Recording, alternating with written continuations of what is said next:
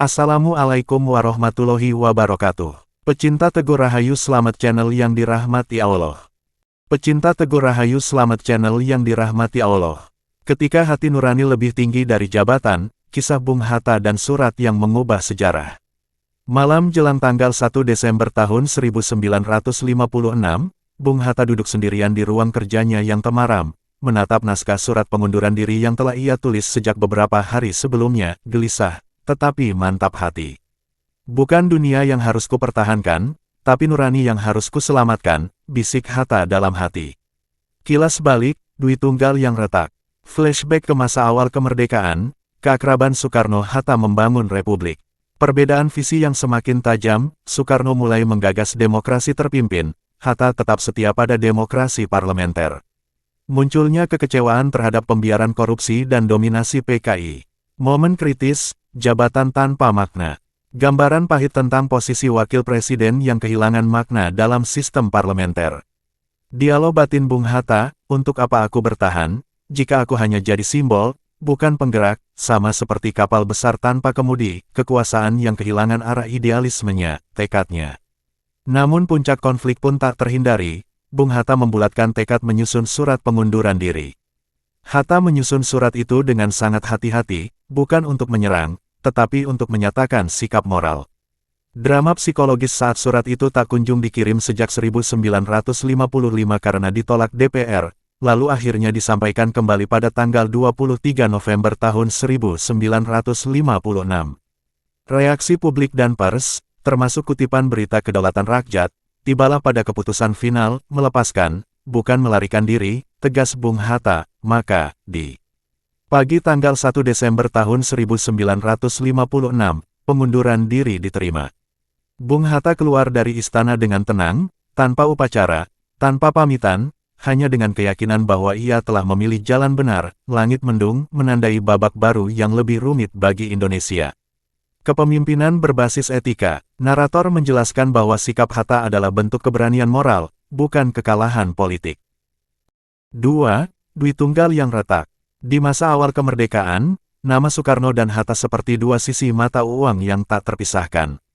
Soekarno membakar semangat massa dengan pidato revolusionernya, sementara Hatta menenun cita-cita bangsa dengan kerangka rasional dan sistematis. Mereka disebut Dwi Tunggal, dua tokoh besar yang memimpin Republik Muda ini melintasi samudera badai penjajahan, kekosongan hukum, dan krisis identitas nasional. Namun, waktu pelan-pelan menggerus keselarasan itu. Ketika Indonesia beralih ke sistem parlementer berdasarkan UUD sementara 1950, jabatan wakil presiden yang diemban Hatta tak lagi memiliki kekuasaan signifikan.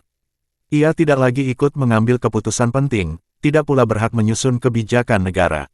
Ia hanya menjadi simbol yang berdiri di samping Soekarno, diam, tanpa suara, tanpa kuasa. Itu bukan peran yang diinginkannya. Dalam memoarnya, Hatta pernah menulis bahwa ia bersedia mengabdi pada bangsa, tapi tidak bersedia menjadi pelengkap penderita dalam sistem yang tak ia yakini. Baginya, demokrasi adalah fondasi utama, bukan ornamen. Lebih menyakitkan lagi ketika Soekarno mulai melirik demokrasi terpimpin. Di mata Hatta, itu bukan sekadar pergeseran arah, itu penyimpangan, bahkan pengkhianatan. Ketika Presiden membuka kembali ruang bagi Partai Komunis Indonesia, luka lama pun kembali menganga. Hatta adalah tokoh yang pernah mengasingkan diri ke Belanda demi menulis karya-karya kritik terhadap totalitarianisme dan komunisme. Ia tahu bahaya ideologi itu jika tak dikendalikan. Dalam benaknya, Hatta bergumul. Apakah ia harus tetap diam demi stabilitas negara? Atau harus bersuara, meski suara itu akan membuatnya tersingkir dari lingkar kekuasaan? Namun hati nuraninya tak bisa dibungkam. Ia tahu, kekuasaan tanpa prinsip hanyalah kekosongan yang disamarkan dengan retorika. Dan ketika suara hatinya semakin keras berteriak, ia memilih jalan yang lebih sunyi, lebih sepi, jalan pengunduran diri. Itu bukan pengkhianatan terhadap Soekarno. Justru karena cintanya kepada Republik inilah ia mundur. Ia tidak ingin menjadi saksi diam dari pelanggaran etika yang perlahan-lahan menggerogoti nilai-nilai yang dulu mereka perjuangkan bersama. 3. Kesunyian seorang negarawan. Di tengah gemuruh pidato-pidato revolusioner dan rapat-rapat kabinet yang memanas, Muhammad Hatta memilih jalan sunyi. Ia bukan tidak mampu bersuara, retorikanya tajam, logikanya jernih, dan wawasannya jauh melampaui zamannya. Tapi ia tahu, dalam dunia yang mulai dipenuhi ambisi dan kepentingan, suara nurani sering dikalahkan oleh sorak-sorai kekuasaan. Hari-harinya sebagai wakil presiden semakin penuh kehampaan. Ia duduk dalam rapat-rapat yang keputusannya sudah ditentukan. Ia hadir dalam upacara-upacara kenegaraan sebagai simbol, bukan pelaksana. Peran strategisnya dilucuti oleh sistem. Dan di atas semua itu, ia menyaksikan dengan getir integritas, yang dulu menjadi sulu bangsa ini, mulai redup di balik praktik kekuasaan yang korup. Ia mendengar laporan-laporan diam-diam, tentang proyek-proyek fiktif, sogokan di balik pengadaan barang, dan penempatan jabatan berdasarkan loyalitas, bukan kompetensi. Ia tahu, korupsi bukan sekadar pencurian uang negara. Ia adalah racun yang menggerogoti kepercayaan rakyat, dan lebih berbahaya lagi, menjadikan kekuasaan sebagai sarang keserakahan, bukan pengabdian. Tapi Hatta bukan sekadar mengeluh. Ia menulis. Ia berbicara dalam forum-forum kecil. Ia menyurati pejabat, namun semua itu tak cukup mengubah arus.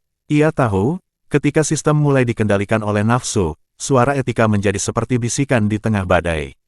Lalu ia memutuskan, jika sistem tak bisa lagi ia ubah dari dalam, maka ia akan menyatakan sikap dari luar.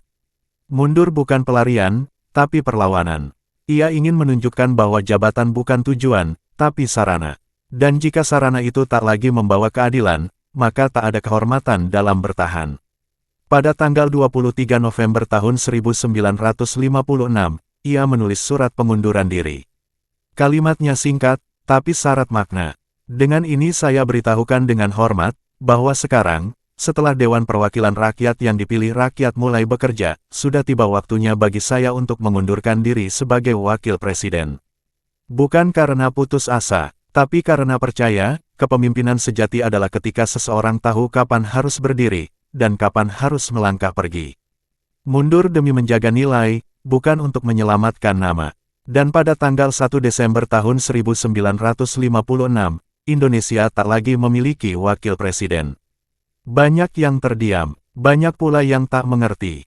Tapi bagi mereka yang melihat dengan mata hati, kepergian Hatta adalah pernyataan paling keras dari seorang negarawan yang memilih kesunyian demi menjunjung prinsip. 4. Kepergian yang menggema dalam diam. Hari itu, langit Jakarta tidak lebih gelap dari biasanya. Tapi di balik awan yang menggantung, tersimpan pertanda, Indonesia telah kehilangan sosok penjaga keseimbangan. Surat kabar kedaulatan rakyat memuat berita besar, mulai hari ini RI tak punya wakil presiden. Tidak ada selebrasi, tidak ada pidato perpisahan, tapi rakyat yang sadar, tahu, ini bukan sekadar pengunduran diri. Ini adalah teriakan moral yang mengguncang istana. Presiden Soekarno bungkam, ia tidak mengeluarkan pernyataan resmi saat itu. Mungkin karena kaget, atau mungkin karena paham, kehilangan Hatta bukan perkara sepele. Soekarno dan Hatta adalah dui tunggal, dua kutub pemikir bangsa yang berbeda, tapi saling mengisi. Satu api revolusi, satunya lagi sumur kebijaksanaan. Kini salah satu pilar itu runtuh. Selama bertahun-tahun, rakyat melihat keduanya berdampingan. Soekarno dengan pidato yang membakar semangat, dan Hatta dengan analisis yang menyejukkan hati. Tapi kini, rakyat harus terbiasa dengan satu suara, suara yang lebih nyaring, tapi kurang menimbang. Kepergian Hatta menyisakan ruang hampa. Kursi wakil presiden dibiarkan kosong. Bukan karena tak ada pengganti yang layak, tetapi karena belum ada yang mampu menyamai integritasnya. Kursi itu tetap kosong selama 17 tahun, hingga akhirnya Sri Sultan Hamengkubuwono ke-9 mengisinya pada tahun 1973. Waktu yang panjang bagi sebuah negara yang masih muda. Namun lebih dari kekosongan struktural, yang mengkhawatirkan adalah kekosongan moral yang mulai menjalar. Di ruang-ruang kekuasaan, suara-suara hati mulai diredam oleh gemuruh ambisi. Partai-partai berebut pengaruh, kabinet silih berganti tanpa arah yang jelas. Sementara itu, suara rakyat terpinggirkan oleh pertarungan ideologi yang tak selalu berpihak pada kemaslahatan. Bung Hatta tidak mengumumkan pengunduran dirinya di depan mimbar rakyat. Tapi ia tahu, suatu hari keputusannya akan dipahami. Tidak semua keberanian ditunjukkan dengan orasi lantang. Ada keberanian yang justru lahir dari kesediaan mundur, saat prinsip tak bisa lagi dipegang tanpa kompromi. Dalam buku hariannya, ia menulis, "Saya bukan orang yang mencintai kekuasaan. Saya mencintai kebebasan, tanggung jawab, dan kejujuran. Jika semua itu tak bisa lagi ditegakkan dari dalam, maka lebih baik saya berjalan keluar dan menjaga nilai itu dari luar. Tak banyak pemimpin yang memilih jalan itu. Kebanyakan tetap duduk meski tahu arah sudah melenceng. Tapi Hatta mengajarkan, mundur bukan kekalahan, tapi kemenangan moral. Kini, puluhan tahun telah berlalu. Nama Hatta diabadikan di jalan, di kampus, di bandara, bahkan ijazahnya terpajang di lembaga internasional yang kredibel dan berintegritas. Tapi lebih dari itu, namanya hidup dalam nurani, sebagai simbol bahwa jabatan tak lebih tinggi dari kebenaran. Adalah fakta, ijazah Bung Hatta dipajang di luar negeri, tepatnya di Erasmus University Rotterdam, Belanda. Di kampus tersebut, terdapat sebuah gedung bernama Hatta Building yang didedikasikan untuk mengenang kontribusi Muhammad Hatta sebagai alumnus dan tokoh penting dalam sejarah Indonesia. Pertanyaannya, mengapa ijazah Bung Hatta dipajang di Erasmus University? Muhammad Hatta menempuh pendidikan di Nederlandse Handelshogeschool NHH Cikal Bakal Erasmus University pada tahun 1921 hingga 1932 dan meraih gelar Doctorandus in de Economische Wetenschappen. Selama di Belanda, beliau aktif dalam organisasi Perhimpunan Indonesia, memperjuangkan kemerdekaan melalui jalur diplomasi dan intelektual. Sebagai bentuk penghormatan atas peran dan prestasinya, Erasmus University memajang ijazah asli Bung Hatta di Hatta Building. Gedung ini juga berfungsi sebagai pusat kegiatan mahasiswa dan simbol pengakuan terhadap kontribusi Bung Hatta dalam perjuangan kemerdekaan Indonesia. Penghormatan ini mencerminkan bagaimana institusi pendidikan di luar negeri mengakui dan menghargai jejak sejarah alumninya yang berperan penting dalam perjuangan bangsanya, dan bukan malah jadi benalu bangsa. 5. Hidup dalam kesederhanaan, bernapas dalam kemuliaan. Pasca mundur dari kursi wakil presiden, Muhammad Hatta kembali menjadi rakyat biasa. Ia tidak mendirikan partai, ia tidak membentuk kekuatan oposisi. Ia tidak tampil dalam demonstrasi besar atau membakar semangat di panggung. Ia pulang ke rumah, membuka lemari bukunya, dan mulai menulis. Baginya, revolusi sesungguhnya bukan lagi menggulingkan kekuasaan, melainkan membangun kesadaran. Ia ingin memerdekakan akal bangsa ini dari ketakutan terhadap jabatan dan kegilaan terhadap kekuasaan. Ia mulai menulis artikel, memberi ceramah di kampus, dan menyusun kembali idealisme Indonesia yang tercerai-berai oleh euforia politik. Kehidupan Bung Hatta pasca pengunduran diri menjadi babak baru yang lebih sunyi, tetapi justru penuh makna. Ia hidup di rumah sederhana di kawasan Jakarta Selatan. Mobil dinas tak lagi menjemputnya. Pengawal tak lagi berdiri di depan pintu. Tapi dari balik kesederhanaan itu, sinarnya justru memancar lebih kuat. Dalam suatu kesempatan, seorang wartawan muda bertanya, apakah Bapak tidak menyesal telah mundur dari jabatan setinggi wakil presiden? Hatta hanya tersenyum, lalu menjawab pelan, kalau saya mempertahankan jabatan, saya mungkin akan tetap dihormati. Tapi dengan mundur, saya menjaga kehormatan itu tetap utuh. Bahkan hingga akhir hayatnya, Hatta tidak memiliki banyak kekayaan. Dalam laporan harta kekayaan yang dicatat oleh beberapa sejarawan, tercatat ia tidak memiliki rumah mewah, tanah luas, atau rekening besar. Tapi kekayaan sejatinya ada di nurani bangsa yang ia bentuk melalui teladan. Ia seringkali berjalan kaki ke toko buku. Pernah suatu ketika ia ingin membeli buku, namun dananya tidak cukup. Sang pemilik toko yang mengenal beliau sebagai mantan wakil presiden dengan malu-malu berkata, ambil saja, Bung. Anggap hutang. Tapi Hatta menolak. Ia berkata, saya tidak mau berhutang untuk sesuatu yang bukan kebutuhan pokok. Nanti bila ada uang, saya kembali. Beberapa bulan kemudian, ia kembali. Membayar lunas buku itu, sambil tersenyum lebar. Lalu ia menepuk pundak si pemilik toko, begini seharusnya bangsa ini hidup, jujur, walau tak punya. Begitulah Hatta, kecil dalam gaya hidup, besar dalam makna.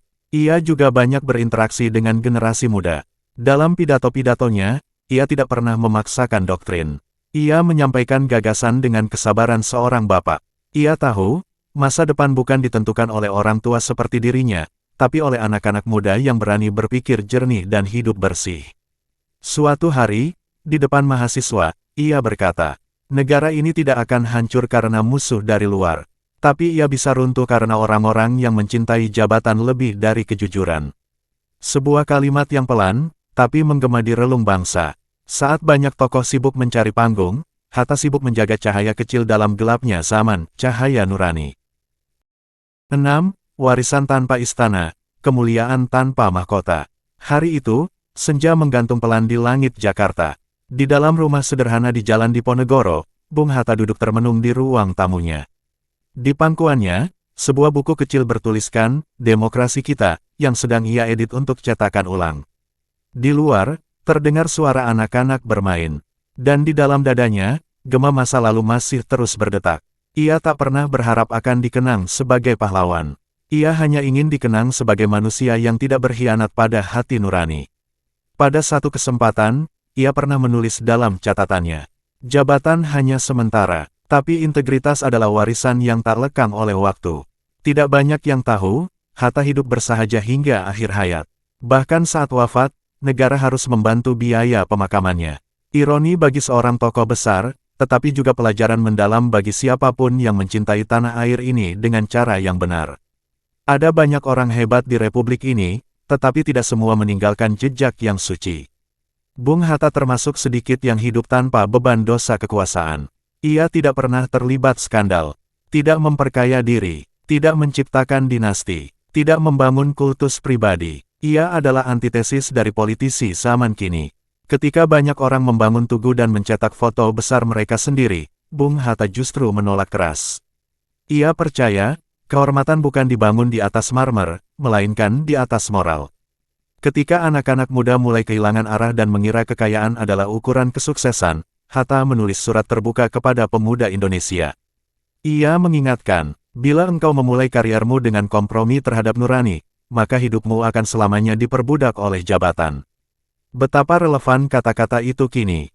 Di zaman di mana banyak orang berburu kursi kekuasaan dengan cara yang kotor, kita seolah rindu sosok seperti Hatta. Ia mengajarkan bahwa kekuasaan bukan tujuan, melainkan amanah. Dan bila amanah itu tak bisa lagi ditunaikan dengan jujur, maka lebih baik mundur. Banyak tokoh yang tampak agung saat hidup, namun kabur saat wafat. Tetapi Hatta justru semakin terang saat ia pergi. Bukan karena ia menguasai tanah, uang, atau lembaga, tapi karena ia menguasai dirinya sendiri. Hidupnya adalah protes halus terhadap keserakahan. Dan kematiannya adalah kesaksian abadi bahwa orang jujur memang bisa mati miskin, tapi tidak akan pernah mati sia-sia. Al-Quran pun menegaskan nilai ini dalam firman-Nya. Wahai orang-orang yang beriman, mengapa kamu mengatakan sesuatu yang tidak kamu kerjakan? Amat besar kebencian di sisi Allah bahwa kamu mengatakan apa yang tidak kamu kerjakan. As-Saff ayat 2-3.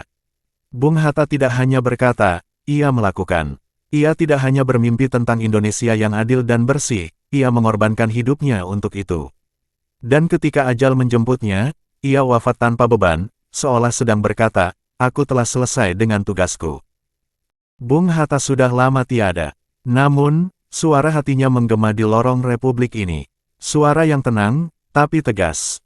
Lirih, namun tajam. Suara yang kini seperti tenggelam dalam bisingnya pesta politik tanpa etika. Di era ini, kekuasaan tidak lagi dipandang sebagai amanah, melainkan alat. Jabatan bukan lagi ladang pengabdian, tetapi sarana pelampiasan nafsu mengeruk kekayaan. Sungguh ironis. Di tengah jalan republik yang dulu dibangun dengan darah dan air mata orang-orang jujur seperti Hatta, kini kita menyaksikan akrobat konstitusi yang memalukan. Demi memuluskan jalan seorang anak muda menuju kursi cawapres, sejumlah aturan dirombak dalam semalam. Putusan demi putusan lahir bukan dari perdebatan akademik yang mulia, melainkan dari ruang gelap kekuasaan. Persyaratan administratif dipermainkan, keabsahan ijazah dipertanyakan, riwayat pendidikan disorot. Bahkan para purnawirawan yang dulu menjaga merah putih dengan nyawa kini angkat bicara. Mereka tak tahan menyaksikan negara ini diarahkan seperti kapal tanpa kompas. Dalam forum resmi, mereka mengeluarkan 8 rekomendasi keras, dan yang paling mencolok adalah seruan, tunda pemilu bila perlu, demi keselamatan bangsa. Sejarah sedang diuji. Bangsa ini sedang berada di persimpangan. Akankah kita terus membiarkan politik menjadi ladang tipu daya, atau berani kembali pada jejak para pendiri bangsa yang menanam moral jadi fondasi utama? Bandingkan Bung Hatta yang nolak rumah dinas karena tak ingin bebani rakyat. Hari ini, ada politisi, belum berbuat apa-apa, sudah nyusun dinasti, calon pemimpin belum punya prestasi, diorbitkan dengan segala cara. Bukan kualitas, Tapi karena DNA pemegang kekuasaan, kita merindukan pemimpin, rasa Bung Hatta.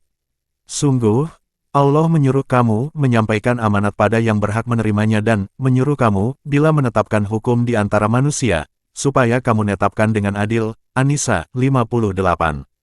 Miris, perintah langit diabaikan di bumi kekuasaan. Padahal, hancurnya suatu bangsa bukan semata karena bencana alam, melainkan karena matinya keadilan dan menguapnya nurani, kejujuran. Bung Hatta wafat tanpa gelar dunia, tetapi dikenang dengan hormat oleh sejarah. Kini, banyak penggenggam jabatan dengan gemuruh, tapi tak akan dikenang, karena menyisakan luka rakyat. Umar bin Khattab berkata, keadilan adalah pilar pemerintahan. Bila ia runtuh, negara tak lebih dari ladang pembantaian. Kini, bangsa ini butuhkan lebih banyak Hatta baru. Bukan watak Pinocchio. Kita butuh pemimpin yang lebih takut kehilangan kehormatan, daripada kehilangan jabatan. Karena bukan berapa lama kita duduk di kursi kekuasaan yang dikenang sejarah, melainkan berapa banyak kebenaran yang kita tegakkan saat kita duduk di sana. Kita kini benar-benar rindu sosok pemimpin, rasa Bung Hatta. Ingat, negara ini tidak akan hancur karena musuh dari luar, tapi ia bisa runtuh karena orang-orang yang mencintai jabatan lebih dari kejujuran. Bung Hatta.